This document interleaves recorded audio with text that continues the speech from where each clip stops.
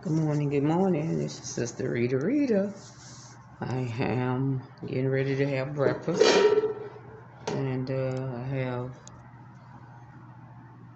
eggs with cheese,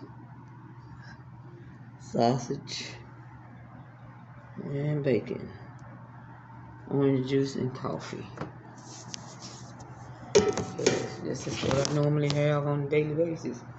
I am in rehab because I had my foot. I was walking on the inside of my foot, and they had to do surgery, breaking the bones and fusing them together. So I am here, and I was just here for a few weeks, and then they learned me how to use the wheelchair. So I'm grateful for that. I am truly, truly grateful for that. And trying to make it through it. But if you had the 2 feet and you were walking around and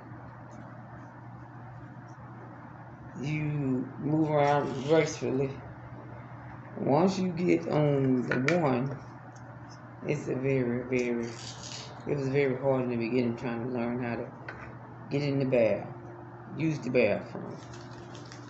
Little things like that.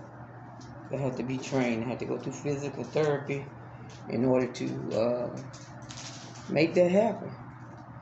And yeah, it's been a long road. It's been a long road. I just thank the people that work here that helps me. Tasha and Brittany, they two lovely young ladies, CNAs. They are working in this place too. They help everybody, so friendly. And then we have the nurses that works here. It's a few of them that got a personality problem, but it's okay. The other day I met a guy. I won't mention his name or whatever. I asked him, was he the CNA? He said, no, I'm the nurse. And I said, well, oh, the CNAs used to take the vitals. And he said, well, no, I like to take my own to get to know my own patients. And I said, oh, okay. So I'm thinking, oh, well, he's going to be all right. He's going to be all to the good. And then the next day he came, gave me my medicine, didn't speak, didn't say a word. And then the next day when he came, he was coming to take my blood pressure. We always try to set this thing on, that blood pressure thing on this table while I eat. Very familiar, but don't put anything where I'm eating. I don't care if I'm going to wipe it off or not, just don't do that. So I had to let him know that. And he said, yes, ma'am. And came back the next time and did the same thing, So, but they will learn once you teach them. But if they don't want to learn, they will not learn. They keep doing what they're doing. So that yesterday when he came, he said, why are you here? And I'm like, what do you mean, why am I here? You the nurse. Have you read my chart? You just coming in here giving me medication, don't know what's going on with it. I determined that a lot of people that work nowadays, they don't read your chart. They depend on you to tell them what's going on with you. Dear Heavenly Father, thank you for the food. Thank you for the blessing of healing my foot. Thank you for life. Thank you for health and strength. Thank you for the people that's here, that's helping and doing what they need to do, even though they're short-handed. Lord, bless this CC Young. Bless them as only you can. And Lord, let them be able to hire people that works and committed. Lord, bless the food that I'm about to receive. Let it nourish the body in Jesus' name, amen. So yeah, you can tell that it's a shortage. It's a shortage everywhere. People don't want to work no more.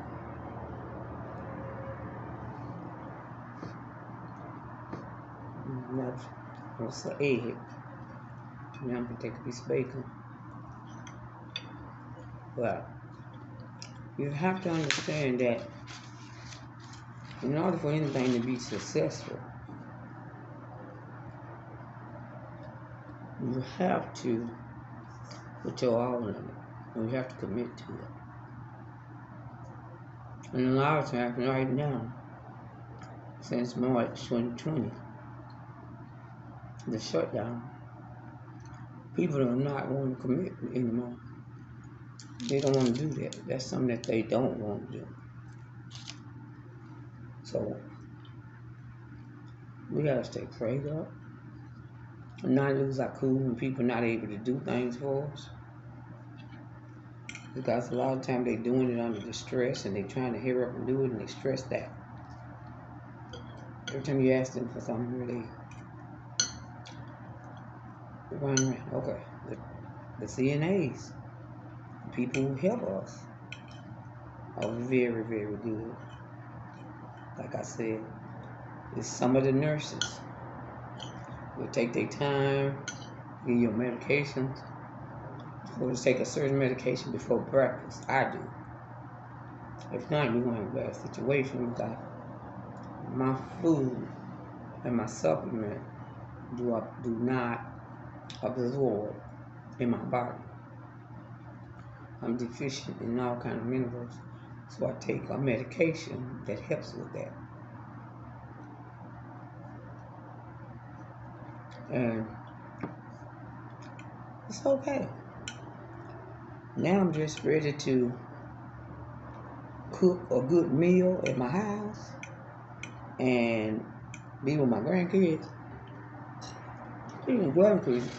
I had some grandkids come up here yesterday. The one just 3 and 5, and I enjoyed it. We watched baby balls. They love my little granddaughter. She loves baby balls.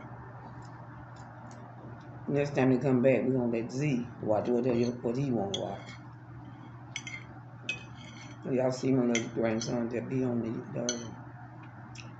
the YouTube, and he also be with his father on Facebook. I love those little kids. It's so wonderful to see them.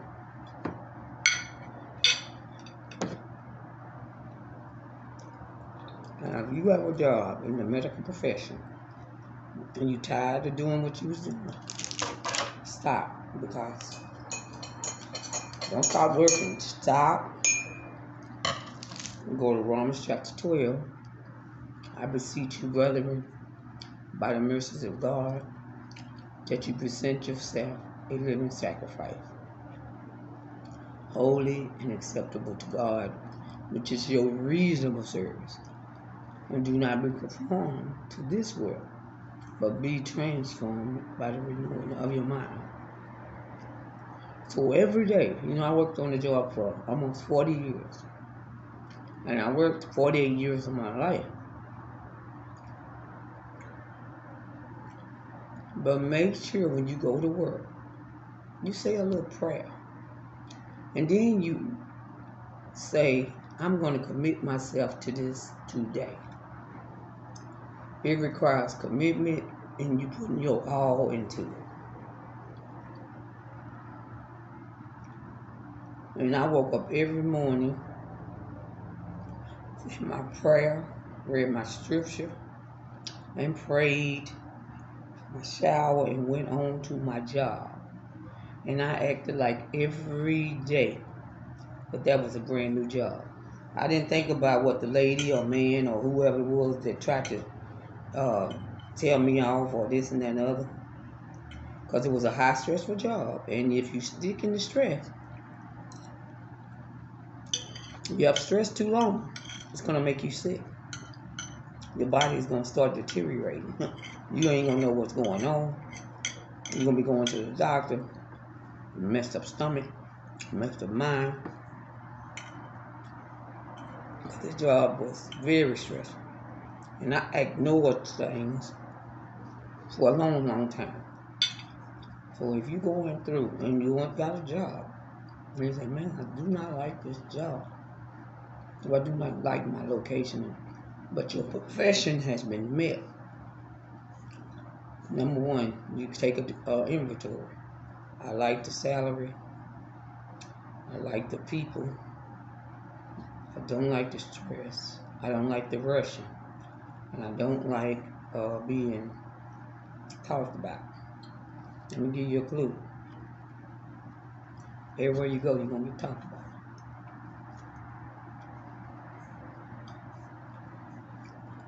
If you like salary, the salary you receive, and it is taking care of your life, think about it. You don't want to jump from the skillet into the frying pan. If you go somewhere else, and they said we having a major layoff, you be the first one to go because you was the last one that came in. It wouldn't be fun. But if you've been working on the job that you want, and they have a layoff, and they do the last one in, you'll still be there. So be careful how you talk about your job and the way you're going to leave it. Because the way you leave is to be the way you come back. And you have to make up for that on another job. As soon as you get to that other job, the same thing start happening. What you going to do then?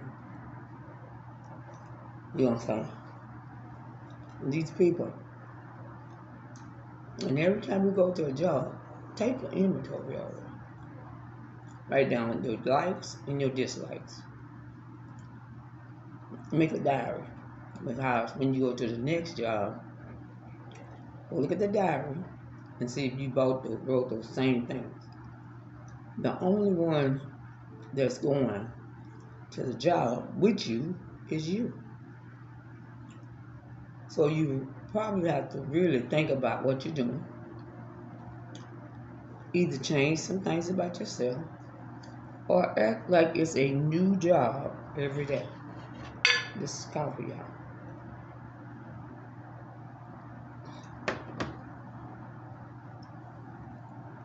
And this is the sausage.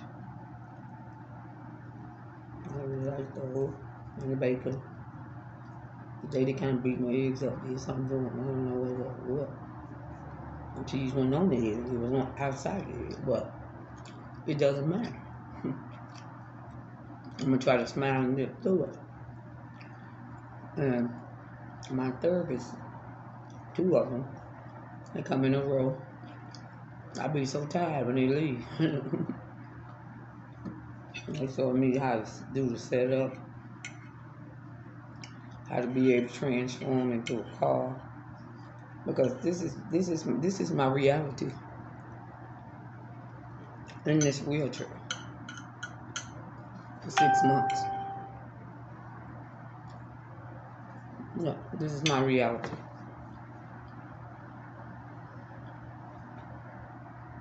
I'm accepting it. I'm so glad that my church has Zoom. I'm so glad that my church has Zoom.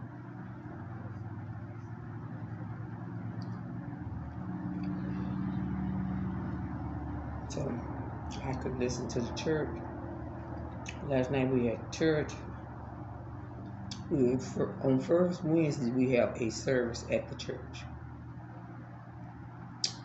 But this first Wednesday, I took it upon myself. I do the prayer program, and I called in at 6:30 and started setting up the Zoom program. And we was almost done. Then Pastor came on and said, "Hey, y'all starting the first Wednesday before we get to first Wednesday?" And I said, "Oh my gosh, we sure are. We sure will." And I apologize to Pastor because that was my fault.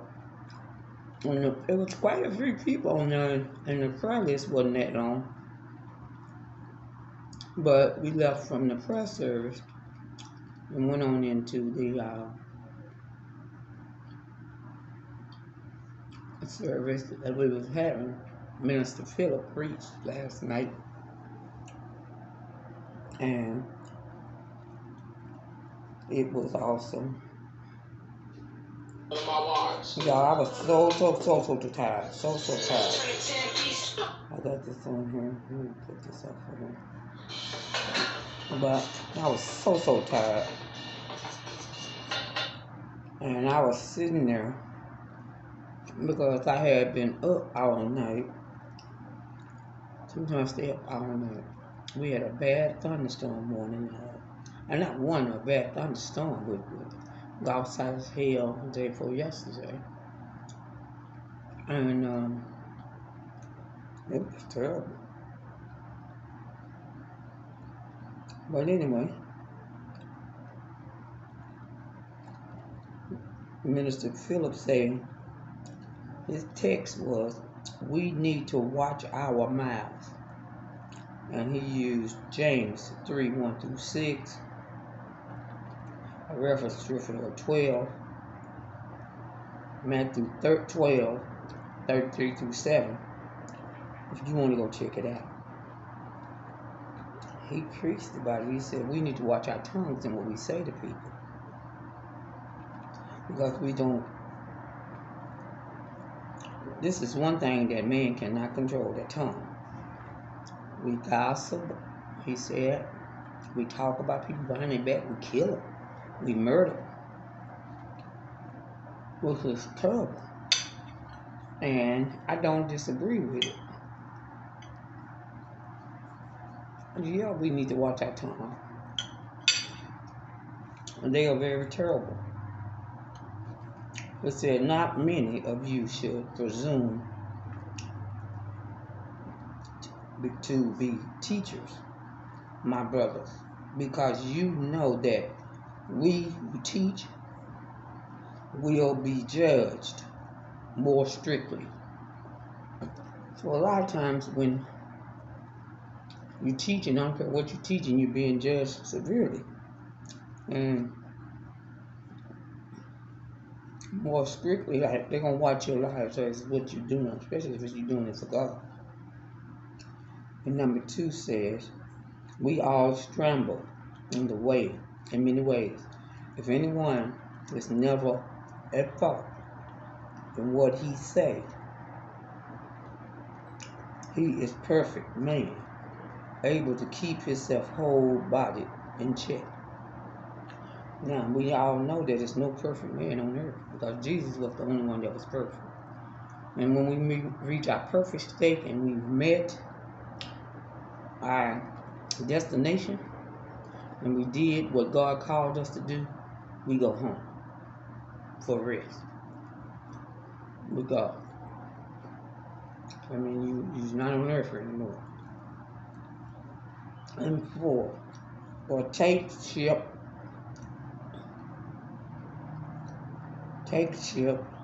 as an example.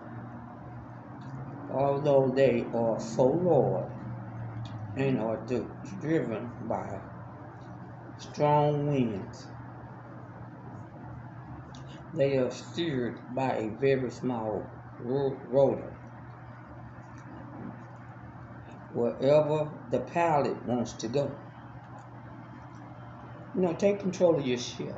Take control of your body. Take control of what is going on with you. We must accept what God allows, but you must take control of your life, your tongue, your everything. Because we know which way we want to go. We can hurt ourselves by saying things, and we won't make it where we need to go. It'll tear us down versus lifting up. Likewise, the tongue is a small part of the body. It is great. It makes great boast. Consider what a great forest is set on fire by a small spark. We see this all the time in California, where a little fire just done took off and it's going toward the houses in Hollywood and all that.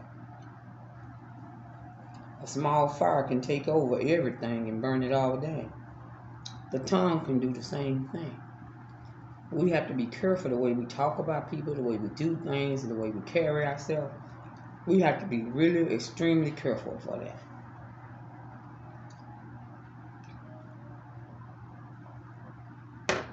Because a small slip of the tongue can set a fire to the whole relationship that you have with anybody. On your job, with your family, anybody. Like if you got a friend group, and you and your friend group, y'all talk, y'all get along, and then here comes somebody that's new in the group, knew you back in the day, and come and put their tongue on you, and cause a war between you and those people at the church that you've been talking to. Realize that they human. And they started a spark. But you don't have to relate to it. You can stand back and say, no, I won't do that. And number 6, the tongue also is a fire, a world of evil among the parts of the body. It corrupts the whole body, set the whole course of life on fire, and is itself set on fire by hell. You know, if people hell bent on destroying you with their tongue, and this is in the church with the believers of Jesus Christ that you go into church with, and you always come in, you happy, you this, you that, you trying to do this, good and that. People will talk about you and set it on fire. Not only they give it to the church, they give it to somebody in the church. But then somebody in the church would take it out to somebody else, and then somebody else will take it out to somebody else, and then there the whole lie go, and they are done condemned you to hell before you ever got started. And that's why the tongue is so dangerous. It's so dangerous you have to be real, real careful. Because people will send you to hell with their tongue. But they also send themselves to hell. They don't know that they're judging you. And they being severely judged by what they say. And that's Matthew chapter 7. So go and read it. Because if you judge others and talk about them, you're going to have a much stricter, a much worse thing to happen to you. Because Matthew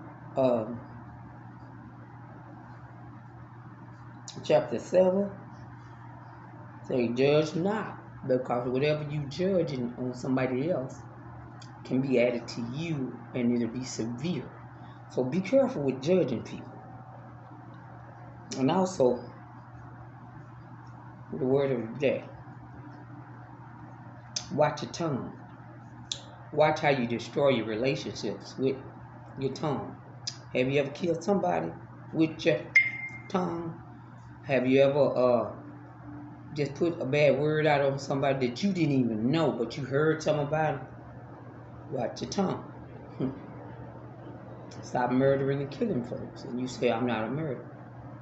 Stop judging and denying people on what you heard by the tongue. Get to know them on your own. Learn how to be very specific with people. Because don't let somebody tell you and you had a good spiritual feeling with that person, and they tell you this person is no good, and you start backing up based on what they said, then you probably wrong for that. I'm gonna eat this bacon. And don't go to your job and indulge in hatred with the tongue.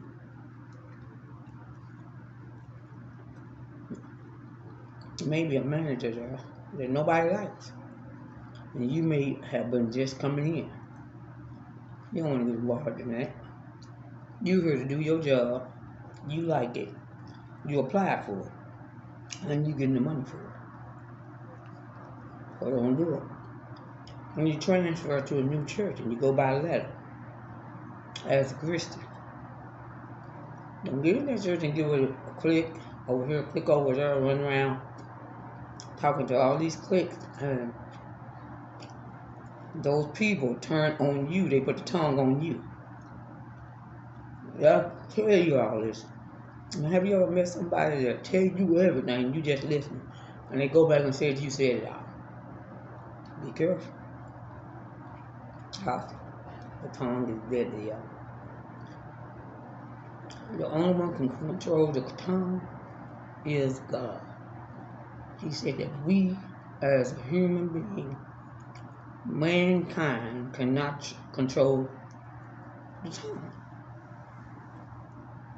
So we have to examine ourselves to see what we're doing with our tongue.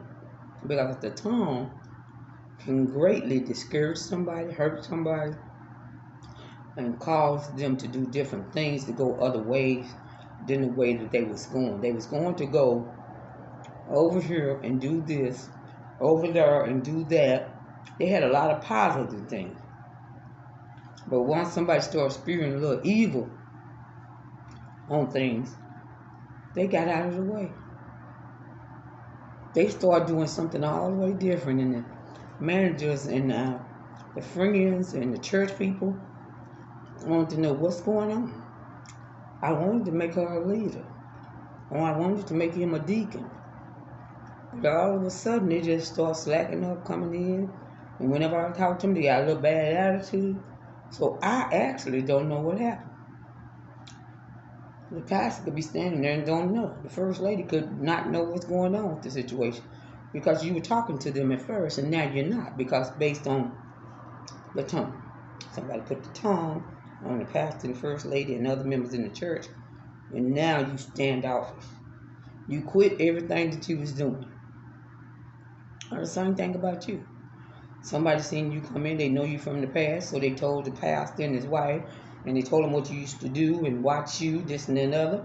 And so they start talking to you with a long handled spoon, which they supposed to recognize. That's evil, y'all. You putting your tongue on people, and you setting them up and saying they should be encouraged. You have to be real careful with that, because when you put your tongue on somebody, you are judging them. And you can judge somebody straight to hell. Judging is a sin for us. Talking about people, putting your tongue on people, saying things that's not true that you heard and don't know is a sin. Because you causing disturbance in the church, you causing disturbance on your job, you causing disturbance in your family. The other day, I got a call from one of my aunts. I got 2 of them on my mom's side. I got 3 on my mom's side. But one I was taking care of before I had this surgery. Now my sister's doing it, which I thank her so much. Sherelle Fisher, she's a wonderful sister. Anyway, and she brought my juicy crab up here the other day because nobody wouldn't bring me juicy crab because it's so expensive. But I was going to pay for it on the phone. All you got to do is pick it up. She said, "Sister, I'll go get it for you." She came up here and she ate with me, and I was so pleased. That's showing yourself friendly. She did a good deed. A real, real good deed.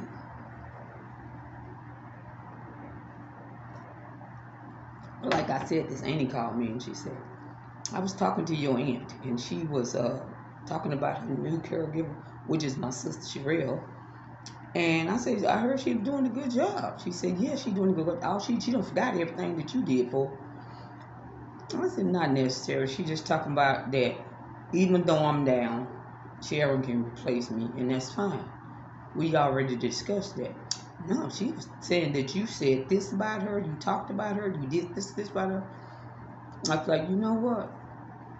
I didn't even say you know what. I just sit there quiet. And she was like, "You on the phone?" I said, "Yes, ma'am." And sit there a little more quieter. And she was like, "I'm calling you and I want to know what you think about all that." I told her I don't think nothing about it. She said, "What?" I said, "No, ma'am." I said, "For one thing, I know she's a real character. She's not out to hurt anybody. And number 2, she's doing the best she can do. And so that if that's wonderful for her, and so I was praying that somebody could take over that would really do the job like I did. And it was wonderful. And I'm glad of that. I'm happy about that. I'm ecstatic about that. Because ain't nobody told me how she was doing, And it's the first of the month. So, and I was so weird. I put everything that should have been done, her rent on automatic. I put her light bill on automatic and her cell phone bill on automatic pay, so nobody wouldn't have to bother with that like I was doing. And then, only thing they need to do is take her to get her money. That's it. But we could not put her phone bill on automatic, her cell phone bill. So my brother, Jesse Fisher, shout out to him, helped out with that. And he's helping out because my auntie is in a wheelchair. And he put the wheelchair in and takes it out. So That's a blessing from God. So I'm proud of them. I thank them, and I'm happy about that. That somebody is willing to step in to help because before I had this surgery, I put it off about 5 times because I could not get anybody to help my aunt. Not even my cousins who was already doing it before me, before she had her surgery on her leg. And he was saying that he don't have a car anymore, so he won't be able to help. And I was like, Lord, just send somebody. And I asked my daughter, I asked my sister, and she said she was going to give it to me a certain day. And she did. Good morning. Good morning. Time to take vitals. Okay, move the wheel. Okay, you're good. Okay. So how's your morning going? Good. No complaints so far. All right. Cool beans. Mm-hmm. Let's see what's going to happen with this one. It normally be done popped up by now. You never? I said it normally be done popped up by now. Mm-hmm. My finger when it's cold or something. But anyway, I'm getting my vitals taken, so I had to stop talking, y'all. You see, that is so pretty. Okay. 94, 97. Okay, it's good. Okay, it's Okay. good. Yeah. Thank you. You're welcome. All right, that's my nurse for today. She cool. I just didn't want to put on the video, but anyway, everything is lovely. When I see that people are reaching out and helping out, because I don't care what I was going through. I was hopping on this foot. I still was helping in my hand. It didn't make me no different. I was trying to find somebody to help her. And here it is 5 or 6 months later. We finally, my sister, I called. I said, oh, you going to be able to do it? She told me, I'm going to let you know.